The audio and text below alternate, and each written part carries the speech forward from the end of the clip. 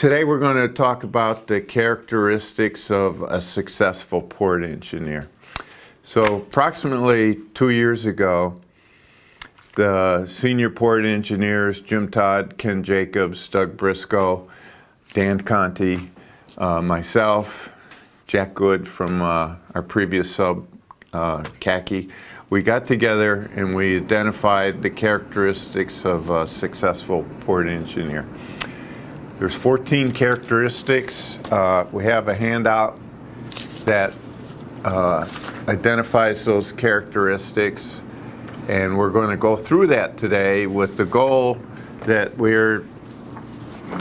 you will develop those characteristics as a port engineer. Now, one of the things that we learned that if you follow what we call the Navy Port Engineer Standard Day, or the Standard Day. If you follow the Navy Port Engineer Standard Day, by default, you will accomplish the bulk of the 14 characteristics of being a successful port engineer. So I'm going to start out discussing the Port Engineer Navy Standard Day, or Standard Day. So initially, you enter your time. You enter your time today for yesterday's workload. And the reason we recommend doing that is that it's not uncommon to work hours after you've left the building or after you've left the ship. So to eliminate the need to go in and revise your timesheet, we recommend that first thing in the morning when you open up your computer at your office, or if you're teleworking in Norfolk, at your home computer, the first thing in the morning you enter your time for Monday on Tuesday morning. And this is important because this is how this gets audited.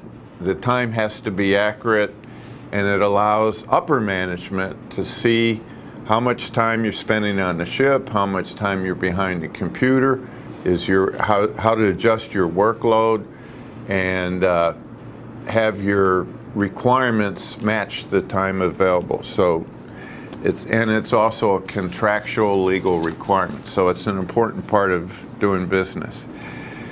The second thing we do after the computer is now online, you've entered time, we check our VSB queue, our Validate Screening Broker queue. We check our shore file. On our shore file, the filters that you guys have established look for the work status of a particular work notification. The filter, your screening required queue, is set up to recognize jobs that haven't been screened, jobs that are returned, and jobs that I have an assignment status vice an approved status. So every morning after doing your timesheet, a best practice would be to open up VSB and download the jobs that have been uplined to you the previous day or previous evening. This also supports the jobs that you need to ship check during that day. So you can download those jobs, copy them, print them, carry them to the ship for your ship check that you're going to do on a daily basis at 9 o'clock. Another best practice, you're behind your computer, you're starting your morning off, you're getting your day started, so you've downloaded or reviewed VSB. You check your inbox for messages, your email inbox for messages. Now, as you get into the program, you're going to find that inbox can have 20, 30, 40, 50 messages a day sitting on your inbox when you first arrive.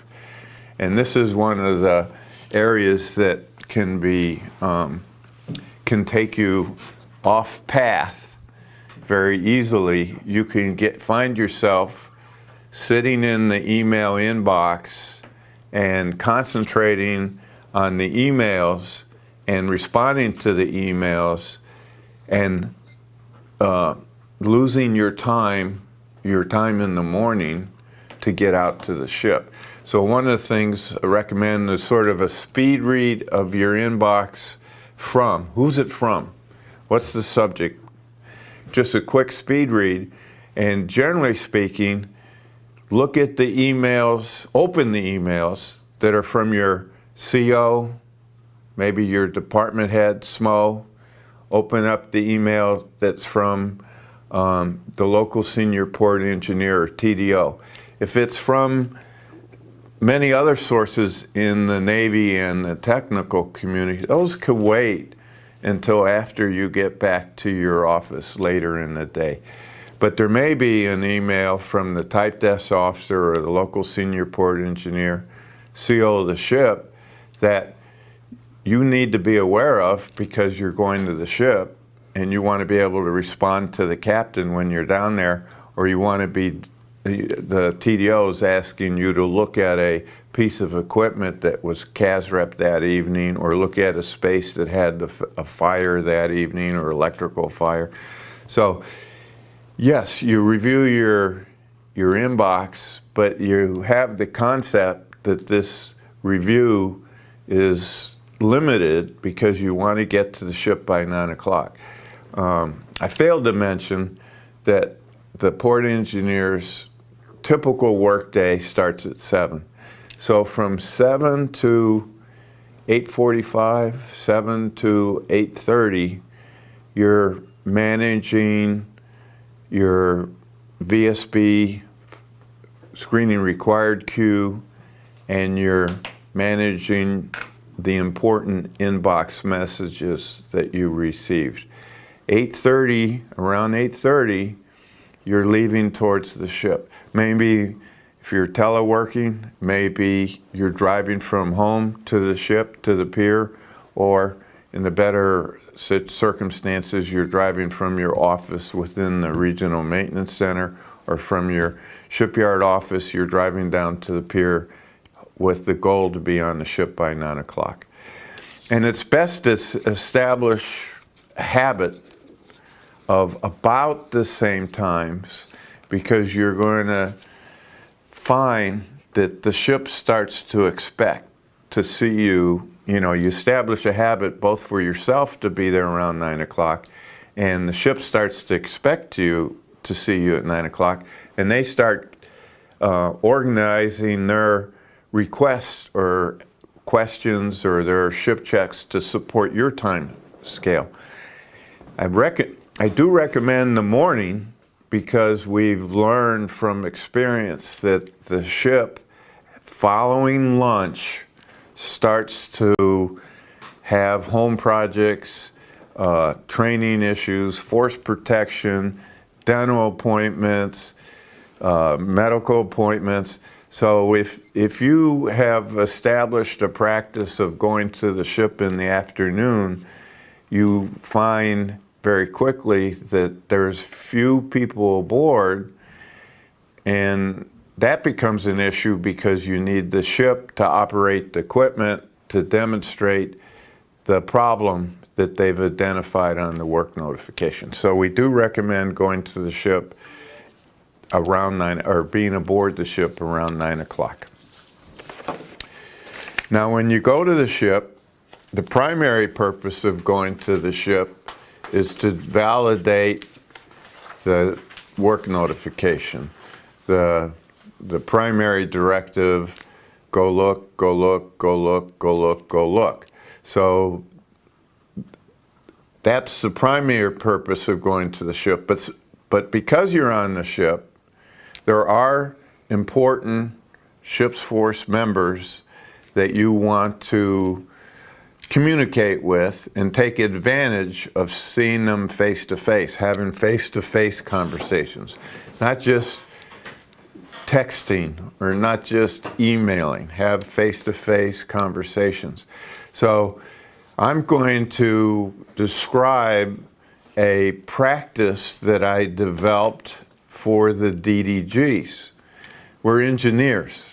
We like to do things to a plan. So I actually, over the years, developed a plan and how I actually maneuvered around the ship to do my daily visits with the ship. And for those that are familiar with DDGs, the most normal way to access the ship is through the port airlock. So gangway to quarterdeck to port side to the port airlock into the O1 passageway. Immediately on the inboard side of the port airlock is ET Shop 1.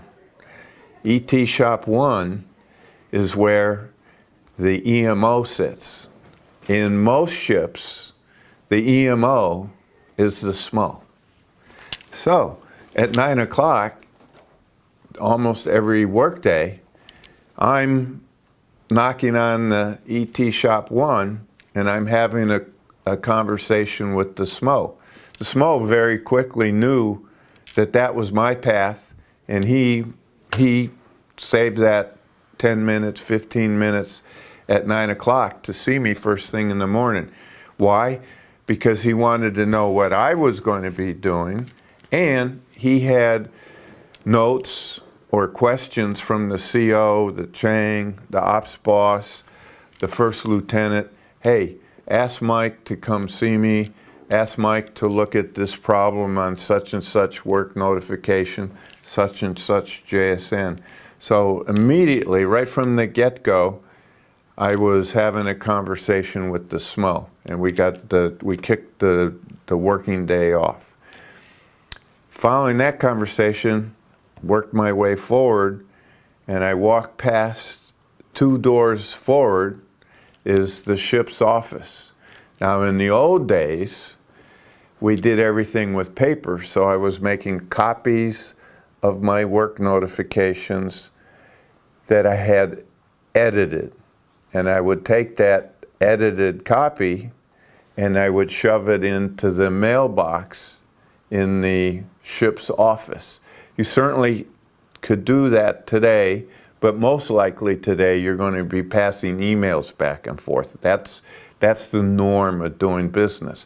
But if you want to get hard copies to the ship, anybody on the ship's office, which is 2 doors forward, same passageway, has the mailboxes in it. So you know, right on your walking path, you're able to drop hard copies for the CO, XO, department heads, work centers. It's all right there in the ship's office.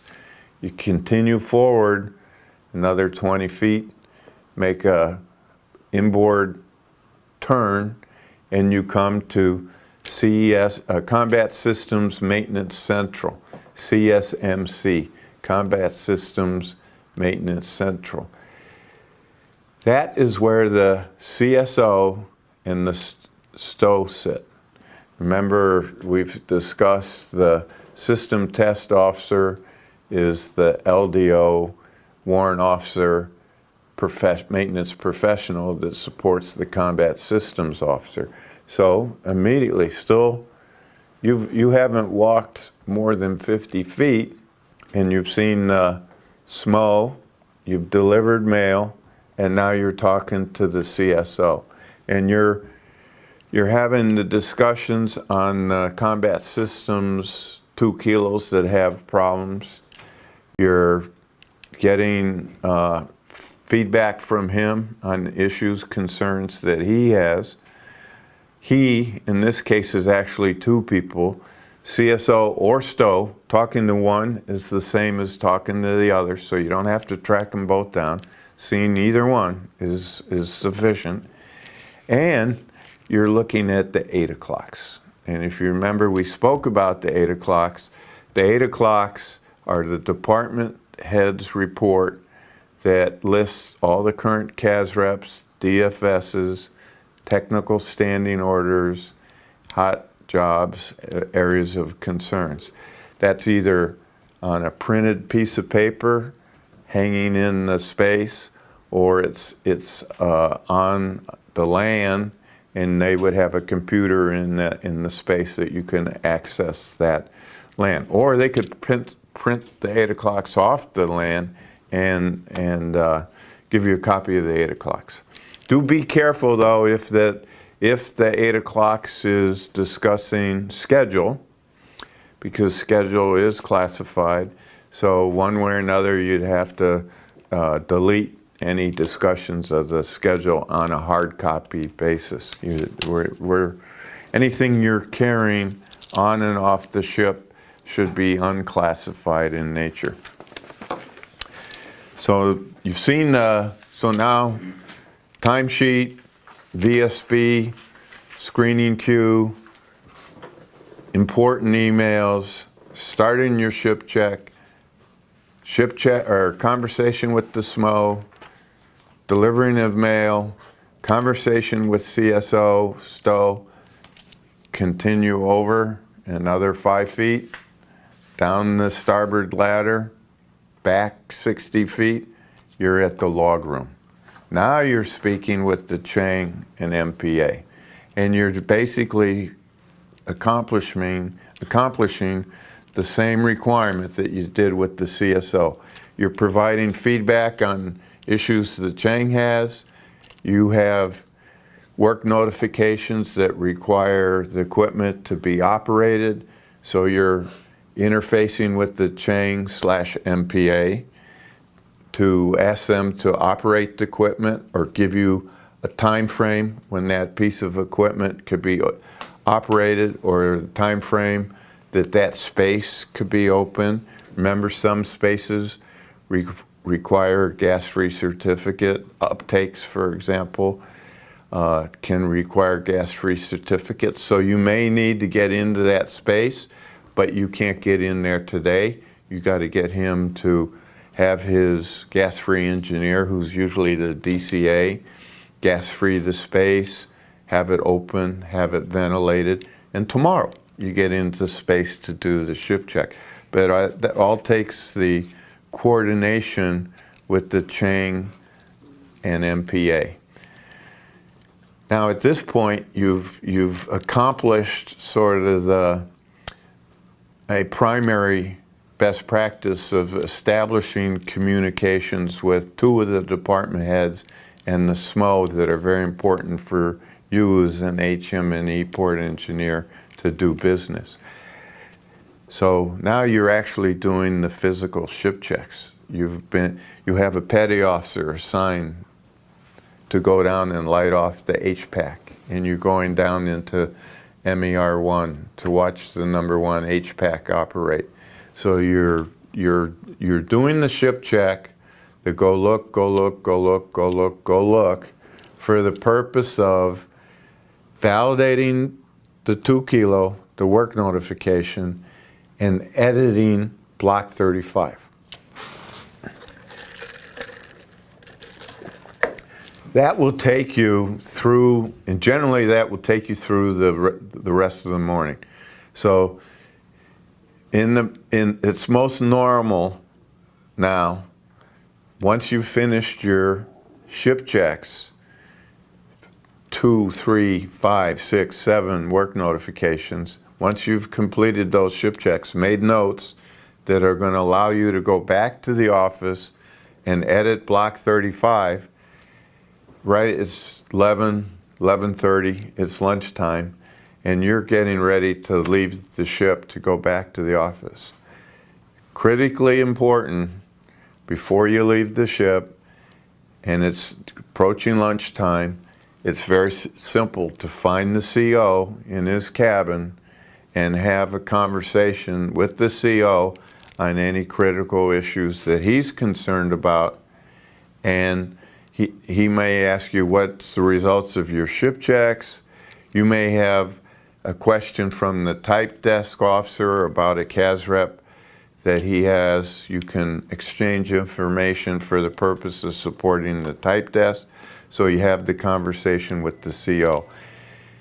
That may mean a cup of coffee, talking about the kids, the baseball game, may mean very technical discussion, or it may mean he's a busy guy and he just gives you a high sign and he knows you've been aboard, he knows you're aboard doing your job, and he has confidence that you're out there communicating with his department heads. So have that, and we call it a flyby because sometimes it's just literally that, eye contact with the CO, that he has the knowledge, the awareness that you've been aboard doing your job. Now, before you leave the ship, now you're really on the path to head back to the office. Before you leave the ship, at least weekly, you should make an effort to see the 3MC, because the 3MC may have issues, may have software issues, may have hardware issues, and may not be pushing jobs to you for you to totally support the communications between the ship and the shore side on what work is required. And you won't know that unless you're having a conversation with the 3MC. So at least once a week, you could set up a typical day, Wednesdays, every Wednesday at 11:30 or every Wednesday at 11:45 in the chief mess, hook up with the 3MC and make sure the 3MC and you are processing the work effectively. So now it's lunch, you left the ship. I recommend that you do take a lunch break. I'm not a big fan of eating lunch at your desk because there's a lot of stressful stuff going on during the day, a lot of phone calls, a lot of emails, ship checks, churn, a lot of changes. I think it's a good idea to get a little break, either go out, get something to eat, go out for a run, a jog, you know, take an hour, take 45 minutes, take a little time off at lunch, clear the head, recharge the batteries, get back in engagement at, let's say, 1300. So 1300, you're now back in your office. For those that have an office at the RMC, you're back in the office and you should be contacting, communicating with the type desk officer, whether that's an email, whether that's a phone call, whether it's a text, whether it's an exchange of a spreadsheet. You and the type desk officer, type desk assistant should establish a communication process that works for that type desk and your maintenance team. But daily, there should be an exchange of information. And that, in my case, I scheduled that for the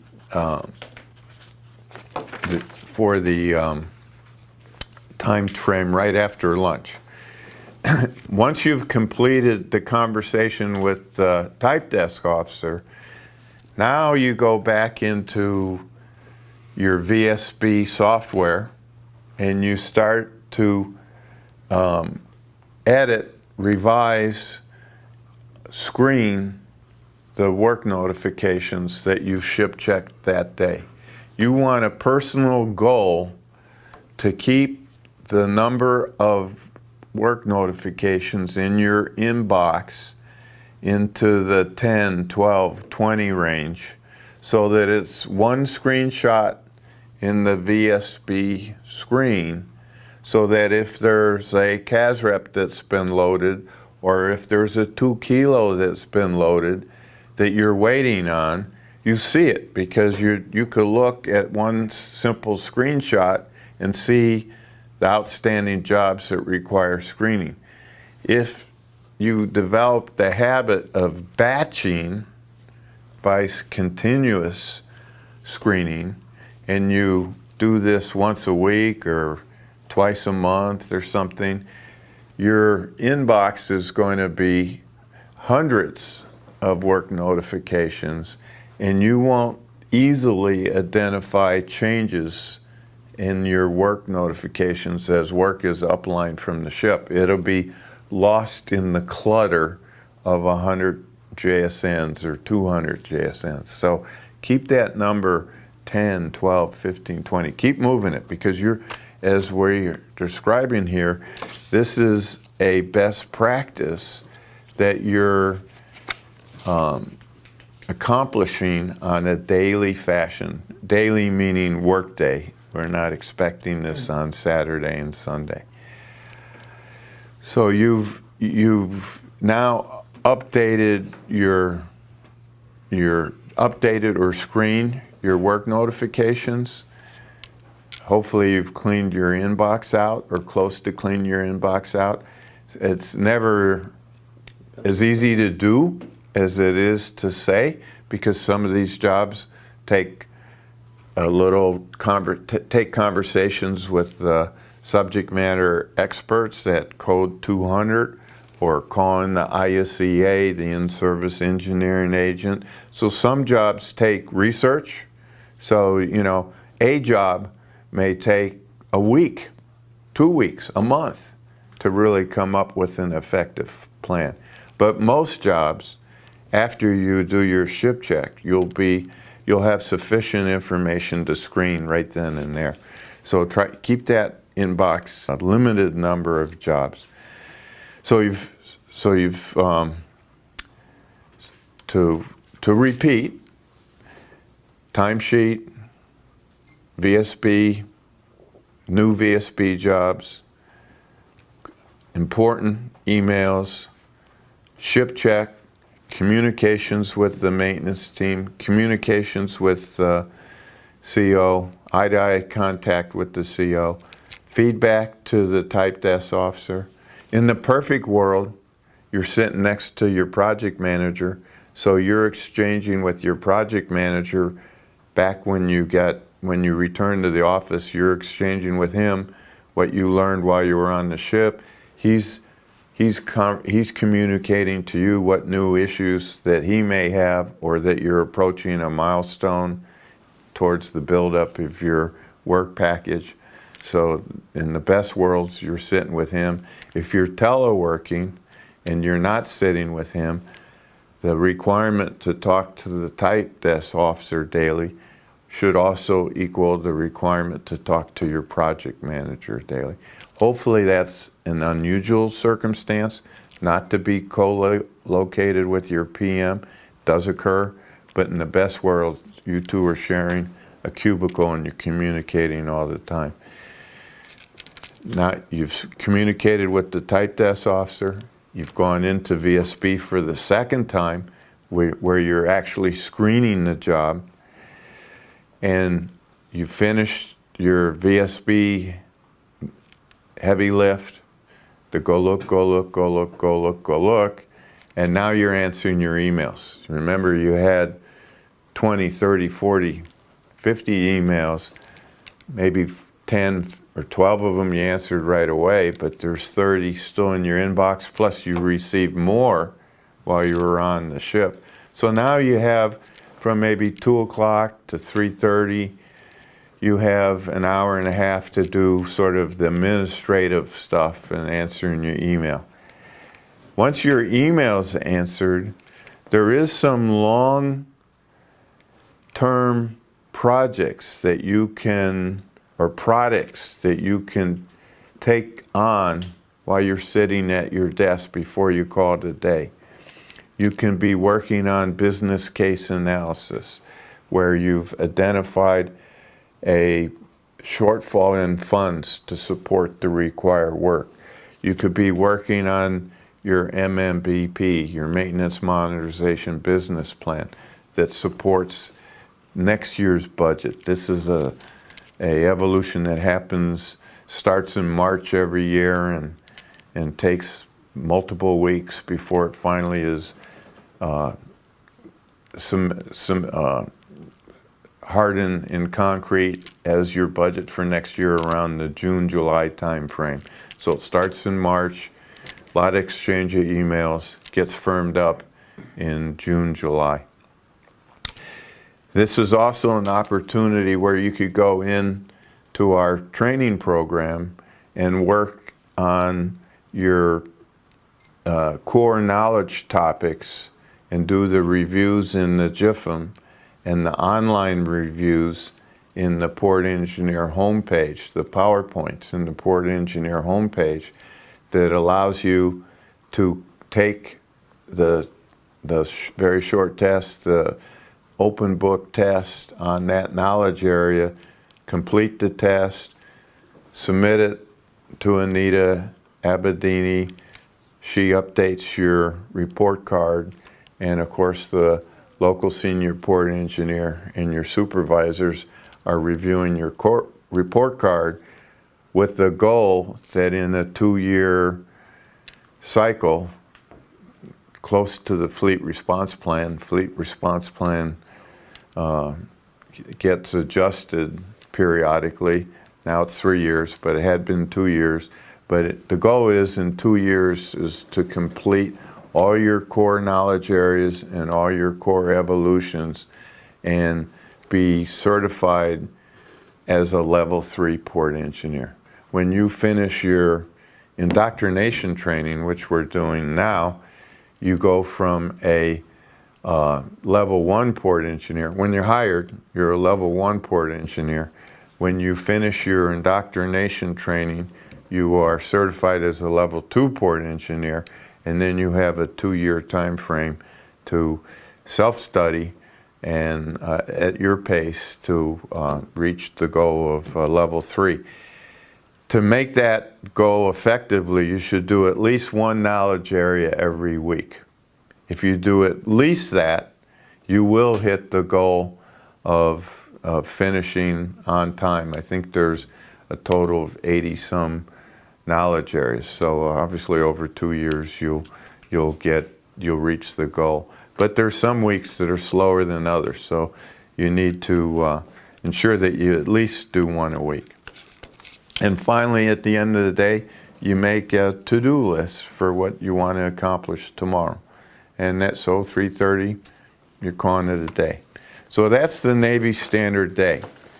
And we have learned that if you only do that, which is a lot, but if you understand the concept behind the Navy Standard Day, and you follow that premise that I'm going at a minimum follow this Navy Standard Day, you will be a successful port engineer. And now we'll go through, there's 14 characteristics that we've identified as of being a successful port engineer. We'll go through those 14 characteristics, and I'll tie it back to that Navy Standard Day. So the first characteristics is ensuring that your shore file CSMP is accurate and valid and screened. So obviously, if you're looking at your VSB final screening queue daily, you're reviewing the work notifications, you're ship checking the work notifications, so you're validating that work notification. If your CSMP, current ship maintenance plan, which is the accumulations of all work notifications, if each individual work notification is accurate, you have an accurate CSMP.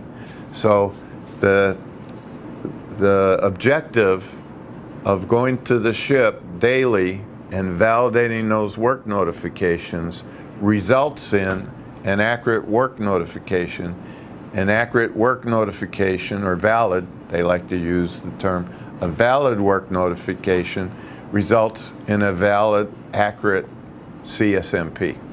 So that's easily ties together then. We've learned that a successful port engineer spends a significant part of his day on board the ship. Again, going to the ship daily, doing the work, during the validations, communicating with your maintenance team, communicating with the department heads. That takes a significant portion of your day on board the ship. So go to the ship. A successful port engineer is the go-to person for all commands for any maintenance issues. So very quickly, the Shoreside Community, the Type Desk, the RMC, the In-Service Engineering Agencies, SurfMap, NAVC, they will contact you, the port engineer, as their first point of contact on maintenance issues. The ship, because they see you every day, because you're observing their equipment in operation, you're editing the 2 kilo, you're screening the 2 kilo, you're building the work package. They see you every day. You're their first point of contact for maintenance issues. So very quickly, you become the go-to guy on their maintenance issues. Again, because you're the one individual within the Navy that is actually out on the deck plates observing the problem. Most of the other players in the Navy maintenance community are doing maintenance business on the computer. You're doing maintenance business on the computer and on the ship. And really, you're the only one doing both. You and the combat systems port engineer. You want to meet established milestones. So by the GIFM, the project manager is responsible to ensure the port engineer, and the maintenance team, is tracking to the milestones. So in the perfect world, you're in the same room with the project, same office as the project manager, and he's providing an alert as you're approaching the milestones. You can also set up your VSB as a functionality to track milestones to the particular CNO or CMAV availability. So you can have VSB give you alerts on approaching lock dates and milestones. This continuous visits to the ship, continuous conversations with the department heads, the CO, feedback to the type desk officer, personal pride, very quickly results in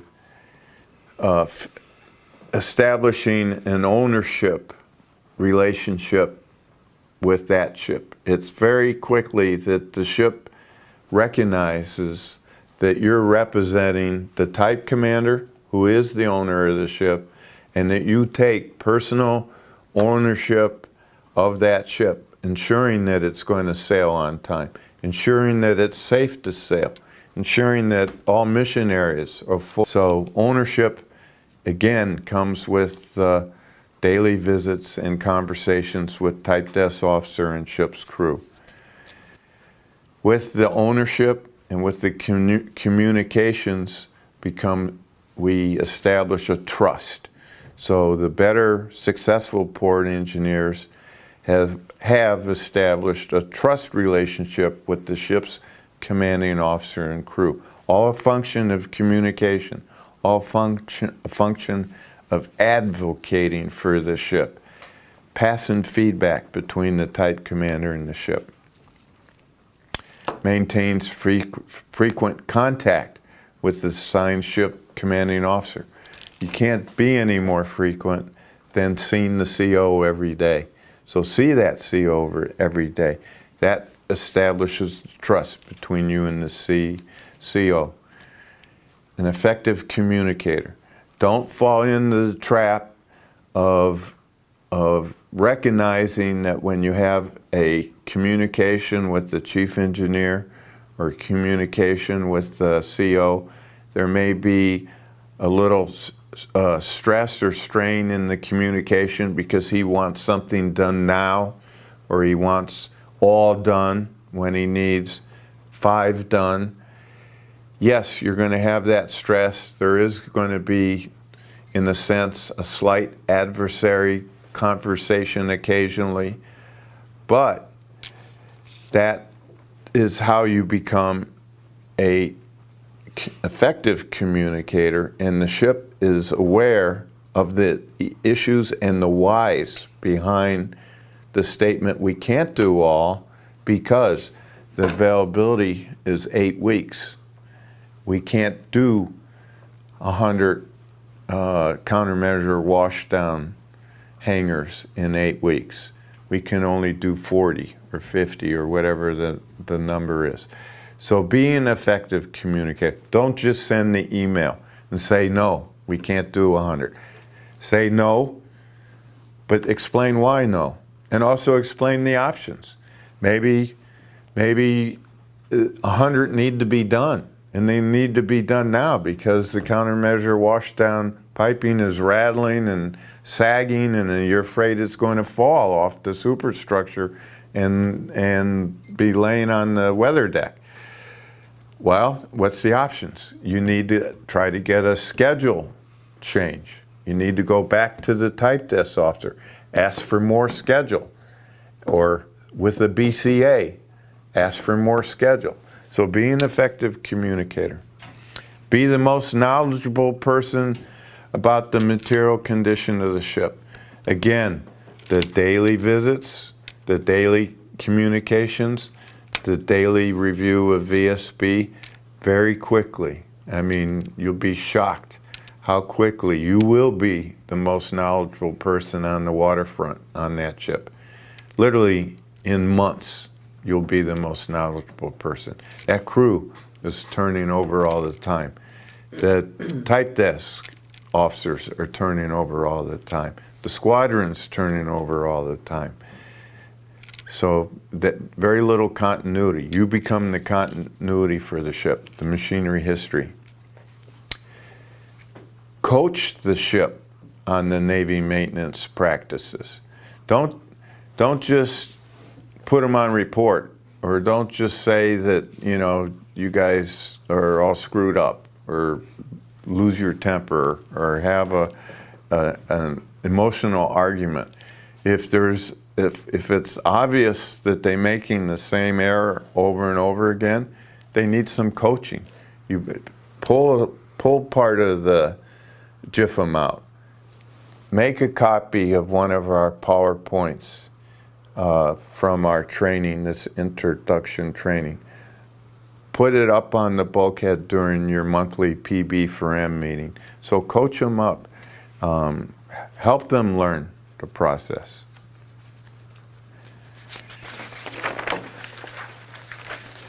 Ensure the right work is in the work package.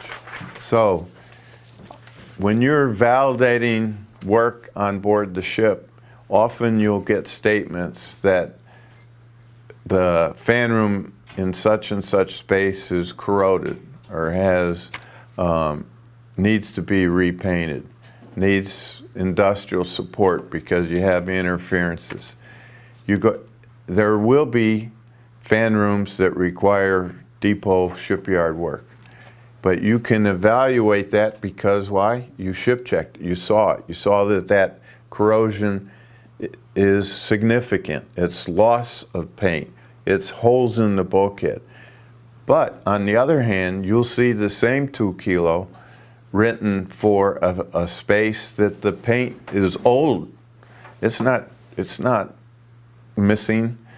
There's no rust. There's no corrosion. It's just tired looking. That's not a depot level job. That's a ship's force job to paint that space. So the wording on the 2 kilo that you received from the crew in both cases may be very, very similar. And if you make the assumption that the 2 kilo is an accurate document coming off the ship, you'll screen both of these jobs to the depot for depot level work when in fact only one of them required. And the one that did require repairs, you should edit that 2 kilo and tell the planner, the project manager in the block 35 of the 2 kilo, there is 40% of the paint missing. There is 10% of the bulkheads highly corroded. There is multiple pinholes in the bulkhead from corrosion. Define the scope of the work accurately so the planners can write an accurate work spec and provide an accurate estimate if it's, depending on the contract, either from the project manager slash shipbuilding specialist, an accurate IGE, independent government estimate.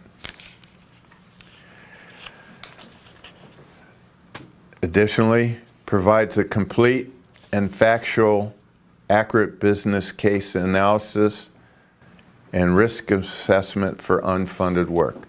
So remember, you and the type desk officer developed the budget for that ship, the controls for that ship. It's not uncommon that you developed a budget for $14 million worth of work. The type commander had constraints and they had $10 million to provide you. So you identified the $14 million worth of work. You have $10 million. You can't get there from here. So as part of the budget process, the maintenance modernization business plan process, you identified the risk associated with having less than $14 million. These are the jobs that are going to be deferred. These are the jobs that are going to be scheduled for the next development. This is the impact that you're going to have by not doing those jobs. That is the definition of a BCA. Beat that drum. You're going to have quarterly meetings in support of building your work package. You're going to provide minutes to the type desk officer at the end, not necessarily minutes, but you're going to provide an outbrief to the type desk officer at the end of these meetings. As part of that outbrief, reattach that BCA that you developed that identified the shortfall. Attach it, edit it, update it, but repeat it and tell them, I hear you.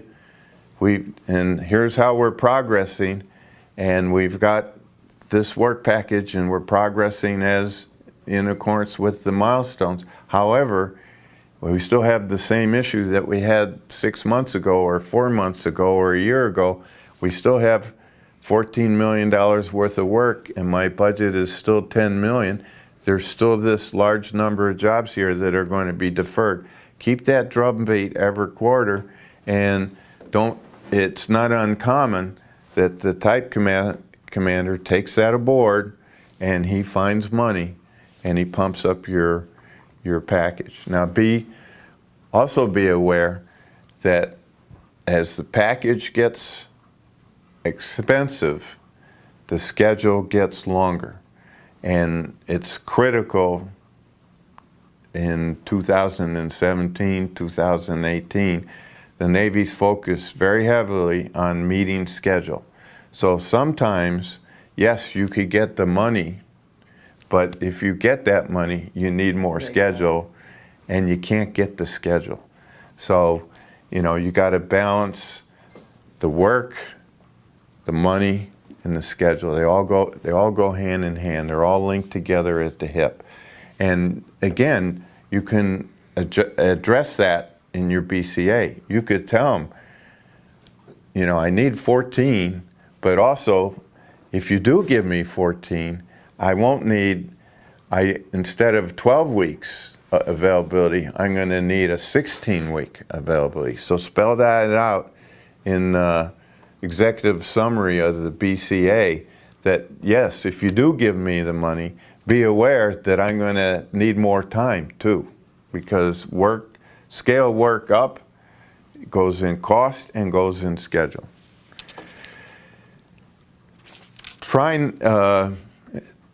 Don't pass problems. facilitate solutions. So when there's a problem, that problem may not be strictly in your swim lane. There may be a problem with port services, how the power is being provided to the pier. Maybe the ship is experiencing brownouts, and when they get a brownout, they have so many cards that are damaged in the combat suite. Results in CAS reps, results in long lead time material, reduced readiness of the ship. So if that's the situation that you have, don't just shrug your shoulders and say, hey, I can't do anything about brownouts. I'm not responsible for the city power. The answer should be, no. You know what? Let's document this. Let's document how many brownouts you have. How often do they occur? What's the cost ramification of the brownouts? Let's get a white paper between the combat systems officer or between the chief engineer. We'll write a white paper. We'll get it up to the type desk officer. The type desk officer gets it to the base commander.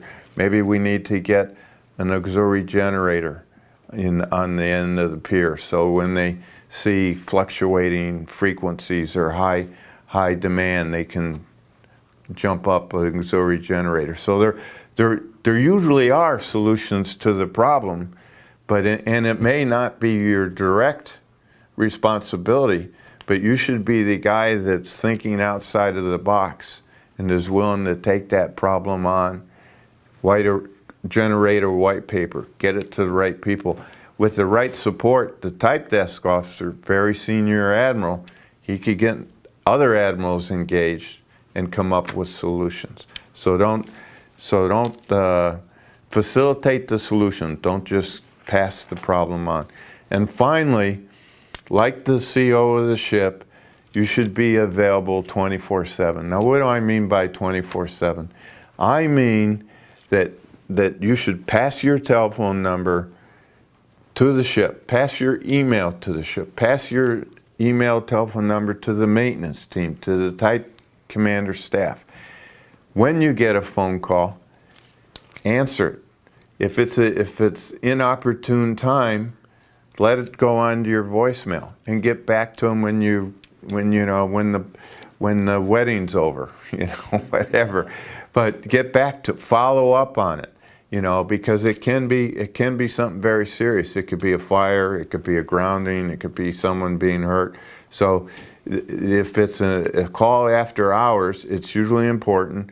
It's worth getting back. If you listen to the message and you hear that it's really not that critical, you can make a 30-second phone call down to the duty officer and say, look, I got your message. I'll get on it first thing in the morning. No one's expecting you each time you get a phone call to go driving down to the ship every evening. No, you learn which issues require you to jump in the car and drive down to the base, and with what issues are, hey, Chang, I got you. You burned up a saltwater pump. I'll see it in the morning. We'll come up with a plan on what we could do. That wouldn't warrant, they have 4 saltwater service pumps, so they need 2. So burning one up, yeah, it's important, but it doesn't require you to jump in the car at 11 o'clock at night and drive down to the ship. So you will learn very quickly what requires immediate attention and what you can address the next morning. But do answer the mail, because they're worried and they want to make sure that you're engaged in supporting them. Okay, that's a successful port engineer.